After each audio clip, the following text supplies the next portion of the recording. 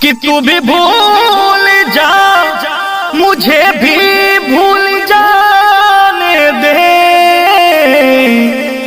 कि तू भी भूल जा, मुझे भी भूल जाने दे। सपनों में आके मत सताओ, मुझे सो जाने दे। क्या दर्द है तेरी आवाज में छोरे। कहते हैं जब ये दिल टूटता है तो आवाज नहीं होती, लेकिन जब ये टूटता है तो कयामत आ जाती है, तूफान आ जाता है, ज़लज़ले आ जाते हैं। तेरी आवाज में वो दर्द है, तेरी आवाज में वो मोहब्बत है।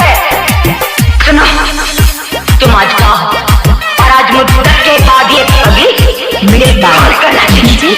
मणि शंकर। कोई कहता है पागल, कोई कहता शराबी, कोई कहता है पागल, कोई कहता शराबी, कोई कहता है पागल, कोई कहता शराबी। तूने ही बेवफा ये मेरी हाल बनाई, तूने ही बेवफा ये मेरी हाल बनाई। मुझ पे हंसता दुनिया क्या यार निभाई, मुझ पे हंसता दुनिया क्या यार निभाई। तूने ही बेवफा ये मेरी हाल बनाई, तूने ही बेवफा ये मेरी हाल बनाई। डीजे विकास, डीजे विकास, तूने ही बेवफा ये मेरी हाल सीतामढ़ी।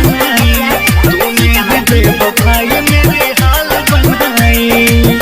ना पूछो कैसे जीता हूँ, जाम आंसू का पीता हूँ। तूने दिया जख्म जो सीने में, उसे लेके मैं सोता हूँ, उसे लेके मैं सोता हूँ। मणि शंकर।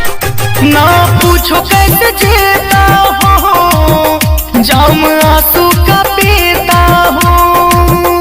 तूने दिया जो जख्म मेरे सीने में, उसे लेके मैं सोता हूँ।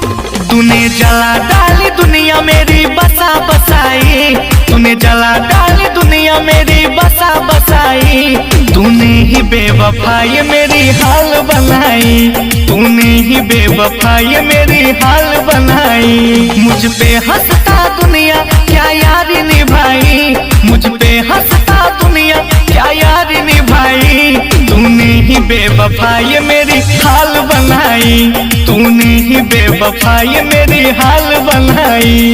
डीजे विकास, डीजे विकास, बेवफा ये मेरी हाल बनाई, सीतामढ़ी। तूने ही बेवफा ये मेरी हाल बनाई। दौलत के नशे में तू मेरे प्यार को बेच दिया। राहुल का दिल रोता है, इसे ऐसे खरोच दिया, इसे ऐसे खरोच दिया। दौलत के नशे में तू मेरे प्यार को बेच दिया। सालिम का दिल रोता है, इसे तूने खरोच दिया। क्या प्यार का अंजाम होता तूने सिखाई, क्या प्यार का अंजाम होता तूने सिखाई। तूने ही बेवफा ये मेरी हाल बनाई, तूने ही बेवफा ये मेरी हाल बनाई। मुझ पे हंसता दुनिया क्या याद निभाई, मुझ पे हंसता दुनिया क्या याद निभाई। तूने ही बेवफा ये मेरी हाल बनाई, तूने ही बेवफा ये मेरी हाल बनाई।